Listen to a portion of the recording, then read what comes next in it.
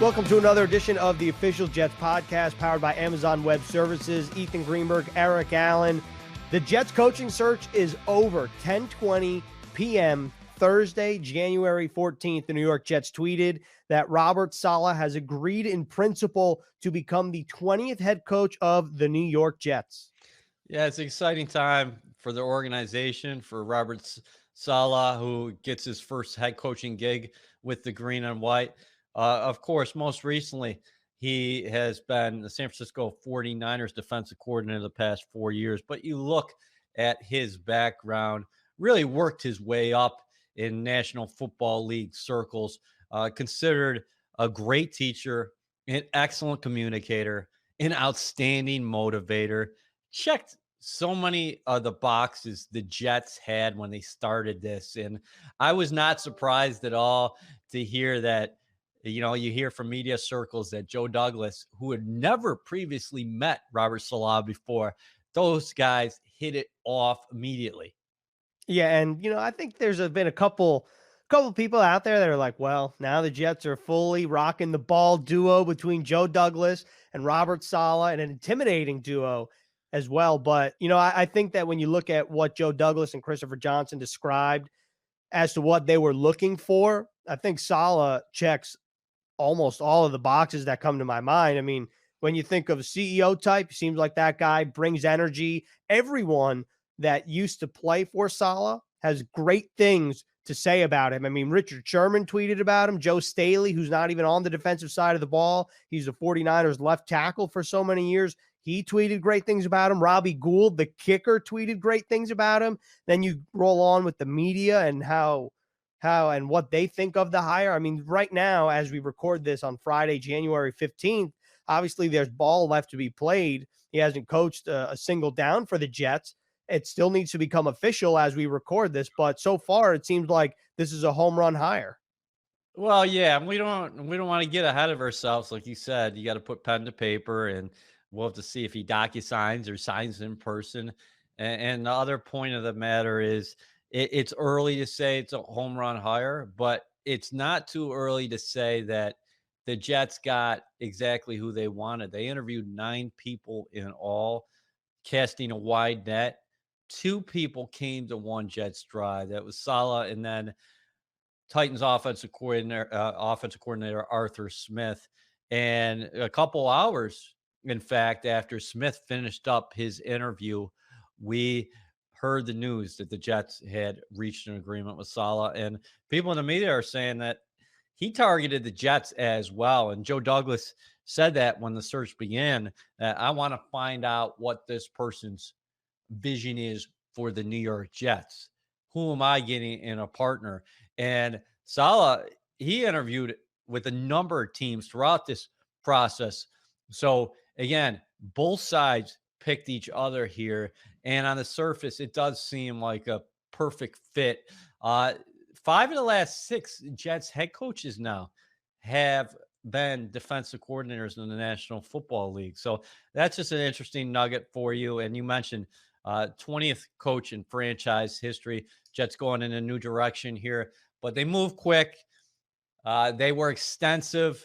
They talked to people on the offensive side of the ball and on the defensive side of the ball. They talked to a former NFL head coach. Of the 9 people they interviewed, 8 people currently, of the 9 people, I should say, they announced that they interviewed, 8 of those folks were NFL assistants. One, Marvin Lewis, had NFL coaching experience, NFL head coaching experience. And I think a lot of people thought that Saleh was going to be a guy who was going to be running a team next year, just didn't know where. And at the onset of this search, you saw a lot of connections with him in Detroit because of his upbringing, being from Michigan, also attending Northern Michigan, playing tight end there, and having a lot of connects in the area, including his parents living really close to the Lions facility. And in fact, Saleh interviewed with them, but the Jets pounced on him. And you mentioned a lot of praise out there from players, which is telling, and also media folks who've covered the National Football League all over the place. So, and the other thing is, lastly, I think Jets Nation is very excited, and they have a right to be. I don't know about you, but a couple of days ago when we announced that we put your story up there that Saleh completed his interview at One Jets Drive, a lot of people had visceral reactions. They were very upset. Yeah, that they did. I think they had a well, when you look at almost like last year when Matt Rule interviewed with the Panthers, he was scheduled to go to the Giants, but they didn't let him out of the building. So there's this whole, even with, free agency and with the head coaching search, there's a lot of, well, if you like somebody, don't let him out of the building because then another team could swoop in. And the Jets are the second team out of the 7 vacancies to fill their spot. Yesterday, the same day that the Jets in principle agreed to terms with Robert Saleh, Urban Meyer becomes the head coach of the Jacksonville Jaguars. And that was a candidate that the Jets didn't announce an interview. I don't think they did interview Urban Meyer as a candidate. I don't know, to what extent the wide net was cast in terms of just doing homework. But, the Jets interviewed 9 people, like you said, or they announced 9 interviews, and they almost kind of had their pick of the litter in terms of who they interviewed and who they wanted to bring in because the other positions are open. And I think I wanted to just bring up what you said. I think it's really cool that Joe Douglas and Robert Saleh didn't know each other before this process. And then they interviewed through Zoom virtually last week. And then, of course, brought him in for a second interview. I think that's really cool for someone, a first time GM and now a first time head coach to meet each other, have no connections, and then end up being the right fit for one another. And the only connection that Saleh really has to New York in the area, and this is a really cool story that I'm sure we'll get into, is that Saleh's brother was working in the World Trade Center the day that they collapsed, September 11th, 2001, and he survived. And that sparked Saleh's, almost kind of changed his mindset from being a financial guy, being in the family business. And then he was like, you know what? I think I should go back to doing what I love, and I want to be involved in football and I want to coach. Yeah, follow your passions. And the story that's been told multiple times now, and I'm sure we're going to hear Saleh talk about it next week as well, is Pete Carroll, his former head coach with Seattle Seahawks, talked to the staff about, hey, putting together your mission statement. Why do you do this? And he talked about his brother being at the World Trade Center and the first tower being hit, and him looking out the window and seeing a big yacht outside and thinking that was odd. And then the fire, obviously, from the building, the first tower being hit. And then a lot of people who he was working with, and I think he was in a second day of training, actually. A lot of people he was working with went back to their offices in their desks while he started making his way down the stairs. And then the second plane hit. He continued to make his way out. Firefighters going up the other way, trying to save lives, as we all know, made his way back to the hotel. But when he was on the street, everybody looking on that fateful day, on that tragic day, and watching these symbols of freedom fall down. And, I can't imagine, still we're talking here in 2021. In many respects, it feels like it happened 1,000 years ago. But in many respects, for us who were close to New York or maybe DC during that time, I think it feels like it was 100 seconds ago. Um, an indelible image left on all of us, United States citizens, as we talk about freedom. But, you know, can you imagine that in a lot of families, unfortunately, a lot of thousands of families in New York, in DC, you had to try to contact people, not have cell service, and not know what the status was of their loved ones or the people, their colleagues or friends or things like that. Just unimaginable that people had to deal with that. And that included his family. So when they finally found out that his brother was okay, he drove back home to Michigan. And Robert said, "Hey, I could be in the financial field, but am I really following my passion? What do I want to do in my life?" And that kind of started him on his track back towards football, because this is a guy who played tight end at Northern Michigan, and I believe in 2001 he was 22 years old. Right now, obviously, he's 41 years old, but he worked his way up in NFL circles. And Pete Carroll, we'll talk about his mentors not only today on the podcast, um, but in the days and weeks and months ahead, and however long Robert Salah is the head coach of the New York Jets. But Pete Carroll left a big imprint on him. Yeah, and like you said, tons of mentors, and after his change of mindset, where he went from the finance world to football, he grinded his way to where he is now, which is the head coach of the New York Jets. But before that was the defensive coordinator for the 49ers. And I think we should talk about kind of his reputation as defensive coordinator there. We've touched about it before on previous podcasts and videos, but that 49ers defense is one of the best in the league. They were fifth in total yards allowed this season. And despite injury, both up front with someone like Nick Bosa, D Ford, losing DeForest Buckner in the Solomon offseason via Thomas, I mean, the list trade. goes on. Yeah, yeah. Right. The list continues to go on. Even in the back end, Richard Sherman was hurt most of the year. I mean, that defense gave 100% of what they had, and it was still a very good defense. And we said this before on a I don't remember if it was a podcast or video, but regardless, we said whichever team hires Robert Saleh, the one thing that they won't have is a lack of energy, because that team is going to give it all they have for 60 minutes. I don't know if you can hear their sirens outside right now, so I apologize.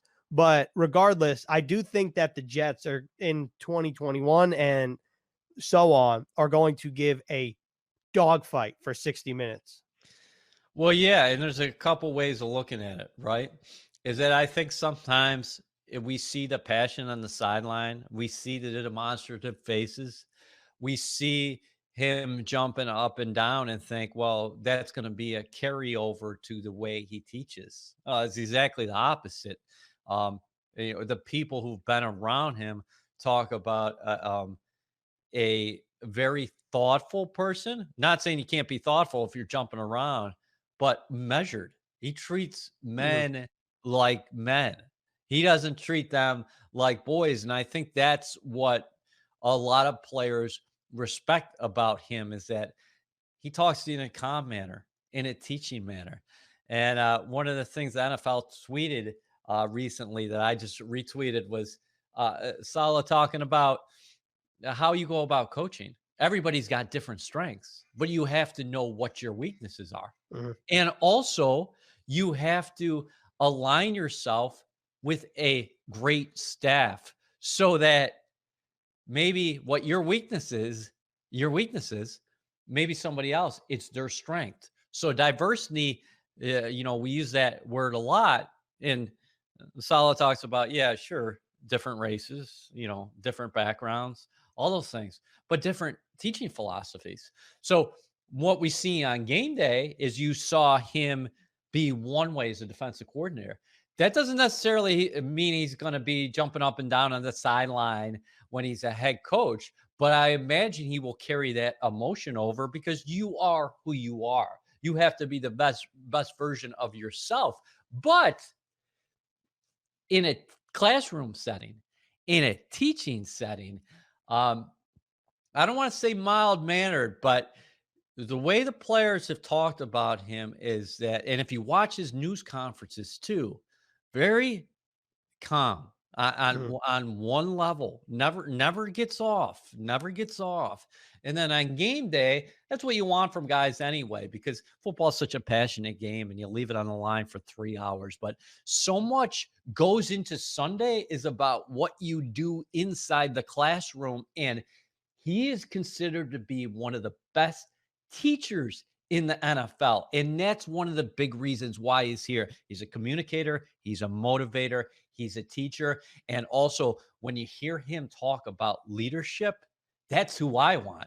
I want a guy who says, yeah, I know what my strengths are, and I'm pretty good at what I do. I have a lot of confidence, but I also know where people are going to help me in other areas. Yeah, I think that the Jets fans are extremely excited. I mean, I'm pretty excited to see what Robert Saleh is going to bring to the table as head coach of the Jets in 2021 in the future. I mean, you kind of said this in a different video, but like, what's not to like about him? He has rave reviews from everyone he's worked with, including Kyle Shanahan, including the media, including John Lynch, Richard Sherman. I mean, we mentioned Staley and Robbie Gould too. I mean, that everyone seems to like this guy, and for good reason. And I think that he's going to provide a shot in the arm. And you talked about teaching. Well, teaching and developing young talent go hand in hand. And for the Jets that have an extremely young core of player and a plethora of draft picks that will need to be taught and developed, this guy seems to be the guy that fits the bill for what the Jets want to do and what they want to build, and build that culture that Joe Douglas has reiterated since day one. And he's going to have to fill his staff, which will happen over the course of the next couple of weeks. We'll see who lands in New York, but I think when you look at, you got to work from the top down in terms of the coaching staff, and all signs point to Robert Saleh being the right guy to lead the team. The questions about the draft and free agency and the staff are on deck, but right now the task at hand was to find the right coach. And I think by all accounts, the Jets seem that they have done that. Yeah, it's a relationship business. So how is he going to go about filling that staff? And I'm sure the Jets and him talked about that. That's a big thing. Was the Jets were looking for a CEO type? Well, he wants to be that CEO type. He wants to be the leader. Who's going to be the offensive coordinator? Who's going to be a special teams coordinator? All that stuff. That he'll have to fill that staff out in the days ahead. But again, relationship business, he's got strong relationships in the NFL. So very interested and excited to see how he does go about filling the staff. But I would like to go back and say that the Jets, while they obviously fell for him, I think he fell for the Jets too. And what do the Right. Jets have going for them? Well, they got Joe Douglas, who's universally respected in NFL circles. He's got 3 Super Bowl rings. He is a guy who's talked about creating an egoless culture. And when you hear somebody talk about that, I'm sure that resonated with Robert Salah. Then you talk about Christopher Johnson. He said he and his brother, Woody Johnson, are going to provide the resources necessary to be successful. Team president Jaime Elhai, he was a big part of the reason why Joe Douglas is here. He was part of that interview process as well. Then we talked about draft capital, number 2 overall pick, number 23 overall pick, 6 picks in the top 100, 2 first round picks next year, financial flexibility, $70 million under the cap. So you have a chance to come in here and leave an imprint on the roster. And you talked about it. Big point there, development. And we've seen throughout his career that his units had been successful, but when going back to when he wasn't a defensive coordinator, when he was working his way up, guys developed under him at various teams and the mentors. We talked about Pete Carroll before, but how about Gus Bradley? How about a guy like Dan Quinn? How about even going back to Gary Kubiak on the offensive side of the ball? So great relationships. And Kyle Shanahan, he couldn't have said enough about this guy when he was getting interviewed this time around. And remember, Salah, what? He was the finalist last year with Kevin Stefanski in Cleveland. So it Right. was gonna either one of those 2 guys. And I bet you he benefited, and he's talked about this before, just going through that process once before. And I'm sure he was all the better for it the second time around.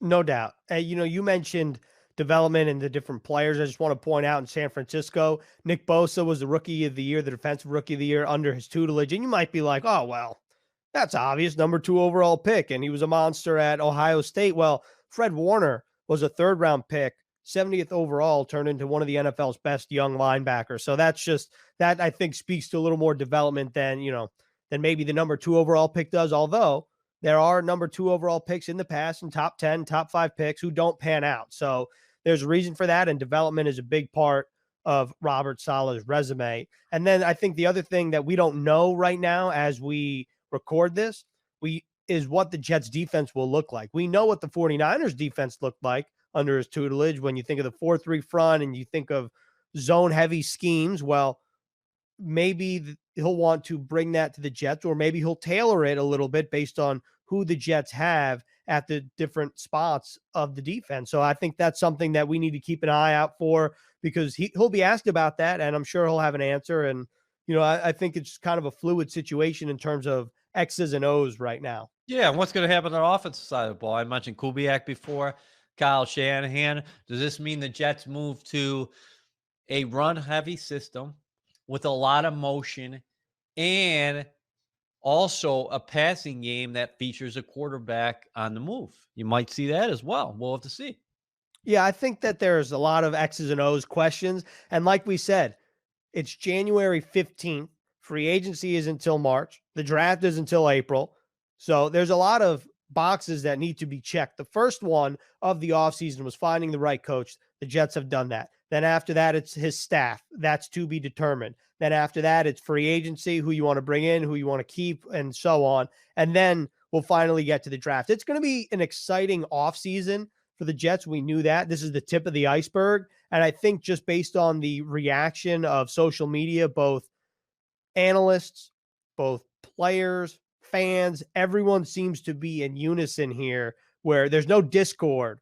Everyone seems to be giving the seal of approval that Robert Saleh is the 20th head coach of the Green and White. Everybody wants to turn the page. It's interesting on the podcast Adam Schefter had with Saleh here this year, and they talked about the Super Bowl. The 49ers held a 10-point lead in the Super Bowl over the Kansas City Chiefs, and they talked about 3rd and 15 when Mahomes went to Tyreek Hill and the game changed. And obviously Patrick Mahomes went on to be Super Bowl MVP, and the Chiefs erased that double-digit deficit. And the 49ers, despite having such a great season, they finished second. And he said he still thinks about that. And he also said maybe that was the start of a 2020 that was forgettable in many respects for people who follow the Jets fans. 2-14, awfully difficult year.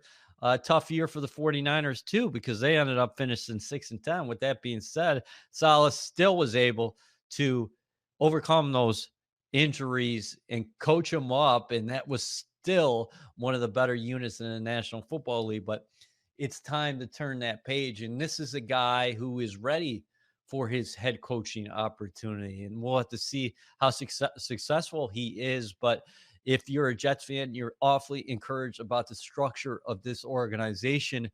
And, again, he checked all the boxes. He really checked all the boxes, and it takes 2 to tango. So the Jets wanted him. He wanted to be here, and I'm sure he's going to be quite impressive when he gets an opportunity to talk to the media and the fans through the media at his opening news conference. So it's 2021. It's time for all of us to turn the page. Everybody's dealt with a lot this year, real living things, but also from a Jets fan perspective, they're looking for an escape, and they want to be proud of their franchise and love their franchise. And, he's a guy, not just from what you see on the sideline, but just his background and the way people talk about him and the way his people, his players have played for him. You have to say, all right, we're moving in a new direction, and we like it. 2021. Yeah, I think that's very well said, and I think that's the perfect way to end this episode of the Official Jets podcast powered by AWS. We'll be back next week with some more stuff. I guess we'll find out what that is. We'll probably be breaking down Saleh, speaking to different guys who know Saleh throughout the course of the offseason. So make sure to stay tuned each week to the Official Jets podcast powered by AWS.